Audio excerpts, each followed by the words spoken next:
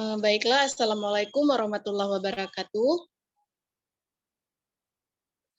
Baiklah, hari ini kami akan mempresentasikan tentang telaah Permendikbud tentang bimbingan dan konseling. Nah, kami kelompok kelompok 11 beranggotakan ada saya sendiri Nur Azizah, kemudian ada Sophia Amanda, dan yang terakhir ada Rahmat Parulian. Nah, jadi yang pertama kami akan membahas tentang konsep dasar bimbingan dan konseling. Nah, di mana landasan yuridis profesi bimbingan dan konseling ini adalah meliputi Undang-Undang Dasar 1945, Undang-Undang Nomor 20 Tahun 2003 tentang SPN, dan Undang-Undang Dasar Nomor 14 Tahun 2005 tentang guru dan dosen. Kemudian Peraturan Pemerintah tentang Nomor 74 Tahun 2008 tentang guru, kemudian Permendiknas Nomor 27 Tahun 2008 tentang SKA KK Permendikbud nomor 64 tahun 2014 tentang peminatan peserta didik dan Permendikbud nomor 111 tahun 2014 tentang bimbingan dan konseling. Nah, seperti yang kita ketahui bahwa di mana Permendikbud nomor 111 2014 dinyatakan bahwa layanan bimbingan dan konseling adalah upaya sistematis, objektif, logis, dan berkelanjutan, serta terprogram yang dilakukan oleh konselor atau guru bimbingan dan konseling untuk memfasilitasi perkembangan peserta didik atau konseli untuk mencapai kemandirian dalam wujud kemampuan memahami, menerima, mengarahkan, mengambil keputusan, dan merealisasi diri secara bertanggung jawab, sehingga konseli dapat mencapai kebahagiaan dan kesejahteraan dalam kehidupannya. Menurut Dep tahun 2014. Nah, bimbingan dan konseling ini secara langsung dan tidak langsung yang diberikan secara individual, kelompok, klasikal, dan atau kelas. Nah, sasaran bimbingan dan konseling ini adalah semua individu yang terkategorikan normal pada satuan sekolah dasar sampai MNTA.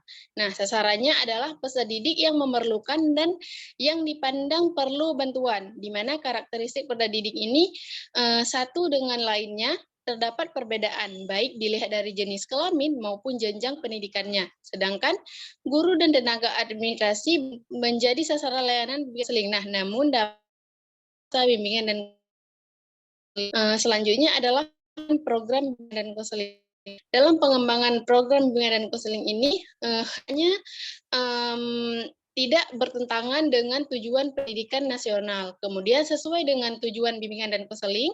Yang ketiga, mendukung realisasi kebijakan kurikulum pendidikan yang diberlakukan. Kemudian dalam pengembangan program BK ini juga memperhatikan kondisi sekolah dan dirancang untuk semua pendidik dan tidak diskriminasi.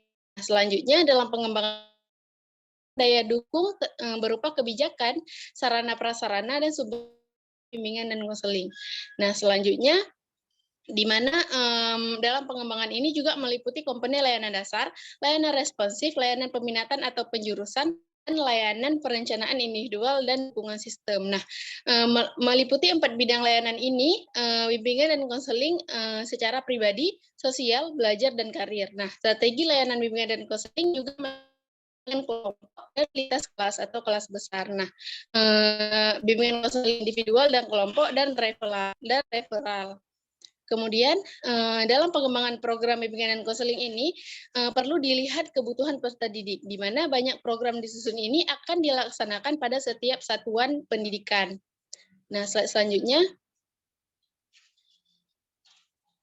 adalah mekanisme pengelolaan layanan bimbingan dan konseling. Nah, secara berurutan pengelolaan dan konseling ditata dan mencapai tahapan analisis, pelaksanaan, evaluasi, pelaporan, dan tidak lanjut pengembangan program. Nah, di mana analisis kebutuhan ini adalah di mana program dirancang berdasarkan data kebutuhan dari peserta didik, dari sekolah, dan juga orang tua. Nah, dalam kebutuhan data ini, data kebutuhan dikumpulkan dan ditelaah untuk memperbaharui tujuan dan rencana program bimbingan dan konseling. Selanjutnya adalah perencanaan. Nah, dalam perencanaan ini digunakan sebagai alat untuk merespon kebutuhan yang telah teridentifikasi dan mengimplementasikannya tahap-tahap khusus untuk memenuhi kebutuhan. Mengidentifikasi pihak yang bertanggung jawab terhadap serta mengatur jadwal dalam program tahunan dan semesteran, serta mengimplementasikannya. Nah, selanjutnya dalam tahap pelaksanaan bimbingan dan konseling ini harus memperhatikan aspek pengguna data dan penggunaan waktu yang tersebar dalam kalender akademik. Nah, kumpulan data ini akan memberikan informasi penting dalam pelaksanaan program yang akan diperlukan untuk mengevaluasi program dalam kaitan dengan kemajuan yang diraih oleh setiap peserta didik. Nah, selanjutnya adalah evaluasi. Nah, dalam tahap evaluasi ini, proses pembuatan pertimbangan secara sistematis keefektifan dalam mencapai tujuan program bimbingan dan konseling. Nah, berdasarkan pada ukuran standar tertentu. Nah, evaluasi ini juga merupakan proses yang sistematis dalam mengumpulkan dan menganalisis informasi tentang efisiensi dan keefektifan. Nah, tahap yang selanjutnya adalah pelaporan. Nah, dalam tahap pelaporan ini, proses dan hasil pelaksanaan program dimaksudkan untuk menjawab pertanyaan bagaimana peserta didik ini berkembang sebagai hasil dari layanan bimbingan dan konseling. Nah, laporan ini juga akan digunakan sebagai pendukung program lanjutan untuk menjamin keberhasilan program BK selanjutnya. Oke, tahap yang terakhir adalah tindak lanjut. Nah, dalam proses tahap tindak lanjut ini atau laporan program dalam pelaksanaan bimbingan dan konseling akan menjadi alat penting dalam tindak lanjut untuk mendukung program sejalan dengan yang telah direncanakan. Nah, kemudian tindak lanjut ini juga mendukung setiap peserta didik yang dilayani, mendukung materi yang tepat dan juga mendokumentasikan proses, persepsi dan hasil laporan secara rinci, mendokumentasi dampak jangka pendek dan menengah dan jangka panjang. Nah, dalam analisis keefektifan ini, program digunakan untuk mengambil keputusan apakah program ini dilanjutkan, direvisi, atau dihentikan. Nah, tindak lanjut ini dimaksudkan untuk meningkatkan program serta digunakan untuk mendukung perubahan-perubahan yang terjadi dalam sistem sekolah. Oke, mungkin itu saja dari saya. Selanjutnya akan dijelaskan oleh Sophia Amanda. Kepada Sophia Amanda dipersilakan.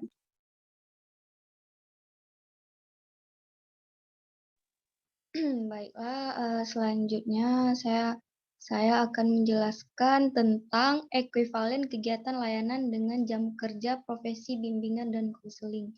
Jadi, guru BK ini memiliki tugas membimbing sekurang-kurangnya yaitu 150 peserta didik menurut PP 74 tahun 2008. Dengan demikian, dimungkinkan seorang guru BK mendapatkan tugas membimbing 150 sampai 350 peserta didik. Tetapi sebenarnya idealnya seorang guru BK itu membimbing hanya 100 peserta didik menurut PMPTK 2007. Slide selanjutnya, Mat.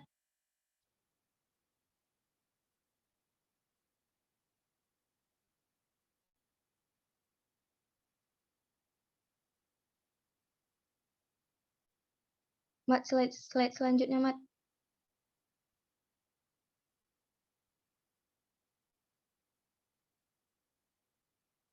Kemudian materi selanjutnya yaitu penyelenggara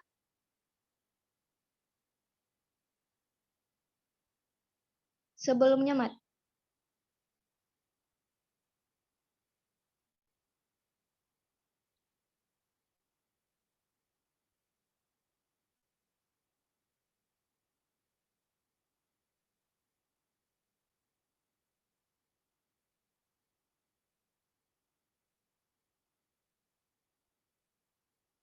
Mat, slide sebelum ini, Mat. Nah, jadi penyelenggara layanan bimbingan dan konseling, jadi layanan profesional bimbingan dan konseling pada satuan pendidikan sekolah dasar, kemudian SMA, SMK, tentunya dilakukan oleh tenaga profesional. Dalam PP 74 tahun 2008 tentang guru, dinyatakan penyelenggara layanan bimbingan dan konseling adalah guru bimbingan dan konseling atau konselor. Kemudian Permendiknas nomor 27 tahun 2008 tentang standar kualifikasi akademik dan kompetensi konselor menyatakan bahwa penyelenggara layanan bimbingan dan konseling dalam jalur pendidikan formal dilakukan oleh konselor. Jadi dapat disimpulkan bahwasannya penyelenggara layanan BK ini hanya boleh dilakukan oleh tenaga ahlinya sendiri, yaitu guru BK atau konselor. Slide selanjutnya, Mat.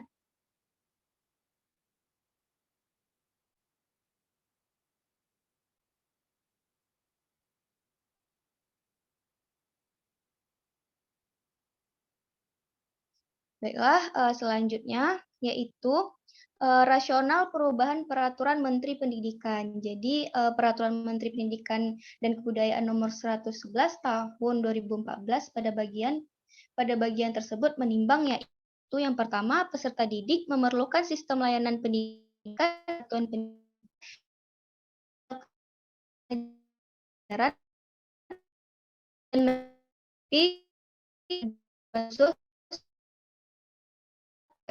melalui layanan bimbingan dan konseling. Yang kedua, setiap peserta didik satu dengan yang lainnya berbeda kecerdasan, bakat, minat, kepribadian, kondisi fisik, dan latar belakang keluarga, serta pengalaman belajar yang menggambarkan adanya perbedaan masalah yang dihadapi peserta didik sehingga memerlukan layanan dan bimbingan konseling. Yang ketiga, kurikulum 2013 mengharuskan peserta didik menentukan peminatan akademik, vokasi, dan pilihan lintas peminatan, serta pendalaman peminatan yang memerlukan layanan bimbingan dan konseling. Jadi cukup sekian materi yang dapat saya sampaikan. Saya kembalikan kepada moderator. Baiklah, terima kasih kepada Sophia Amanda. Selanjutnya akan dilanjutkan oleh Rahmat. Kepada Rahmat, dipersilakan.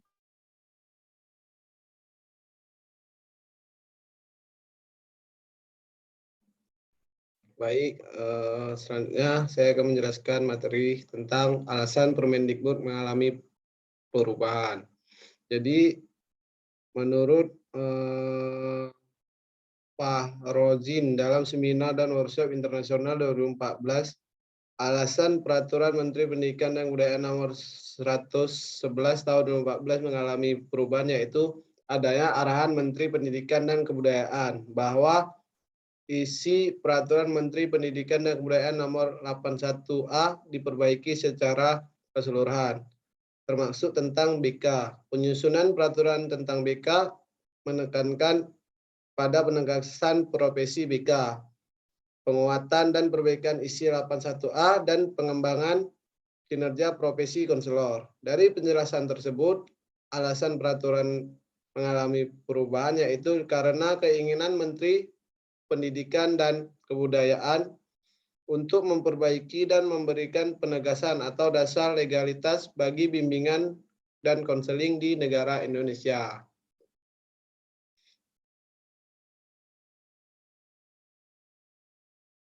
Jadi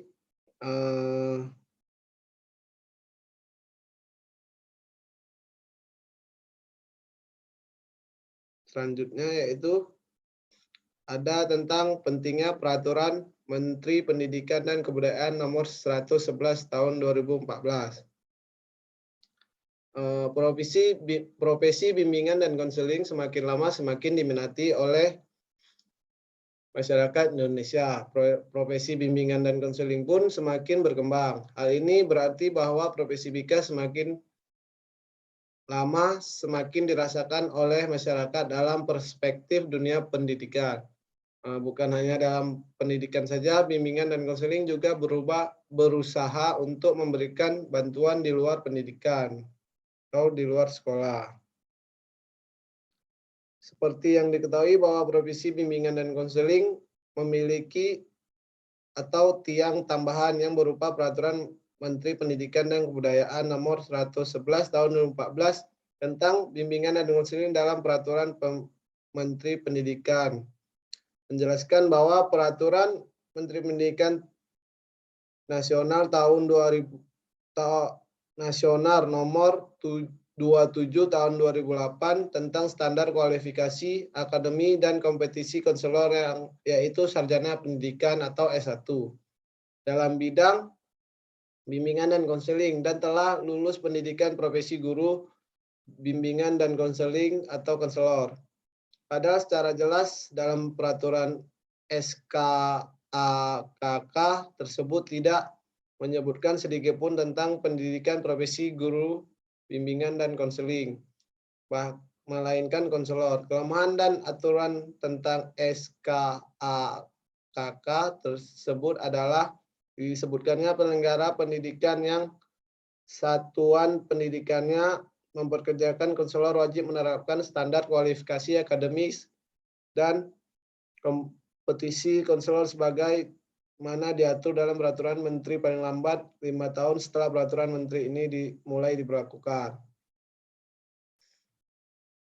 Selanjutnya yaitu keberadaan bimbingan dan konseling dalam Permendikbud nomor 15 tahun 2018. Jadi keberadaan bimbingan dan konseling dalam Permendikbud tersebut dituliskan dalam pasal 4 bahwa 1. Merencanakan pembelajaran atau pembimbingan sebagaimana dimaksud dalam pasal 3 ayat 1 huruf A yang meliputi yang pertama pengkajian kurikulum dan silabus pembelajaran atau pembimbingan program kebutuhan khusus pada satuan pendidikan. Yang B, pengkajian program tahun dan semester. Yang C, pembuatan rencana pelaksanaan pembelajaran dan pembimbingan sesuai standar proses atau rencana pelaksanaan bimbingan. Yang kedua ada melaksanakan pembelajaran atau pembimbingan sebagaimana dimaksud dalam pasal 3 ayat 1. Merupakan pelaksanaan dari rencana pelaksanaan pembelajaran atau RPP atau rencana pelaksanaan layanan atau RPL, rencana pelaksanaan bimbingan atau RPB. Yang ketiga ada pelaksanaan pembelajaran sebagaimana dimaksud pada ayat 2 dipenuhi paling sedikit 24 jam tatap muka per minggu dan paling banyak 40 jam tatap muka per minggu. Selanjutnya ada pelaksanaan pembimbingan sebagaimana dimaksud pada ayat 2 dipenuhi oleh guru bimbingan dan konseling atau guru teknologi informasi dan komunikasi dengan membimbing paling sedikit 5 rombongan belajar per tahun. Baik, selanjutnya yaitu ada kesimpulan. Jadi dapat disimpulkan bahwa layanan bimbingan dan konseling diselenggarakan pada satuan pendidikan dan di luar satuan pendidikan. Sajian pembahasan ini bisa difokuskan pada kegiatan bimbingan dan konseling pada satuan pendidikan. Guru bimbingan dan konseling memiliki tugas membimbing sekurang-kurangnya 150 peserta didik. Menurut PP 74 tahun 2008. Dengan demikian dimungkinkan seorang guru BK dan mendapat tugas membimbing 250 sampai 350 peserta didik. Namun sebenarnya idealnya seorang guru BK membimbing 100 peserta didik menurut Ditjen PMPTK 2007. Mungkin hanya sekian yang dapat saya jelaskan. Saya kembalikan kepada moderator.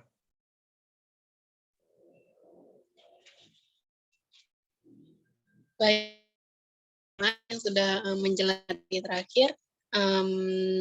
Sekian presentasi dari kelompok kami. Semoga teman-teman yang lain materi ini dapat bermanfaat untuk teman-teman ke depannya. Kami akhiri. Assalamualaikum warahmatullahi wabarakatuh.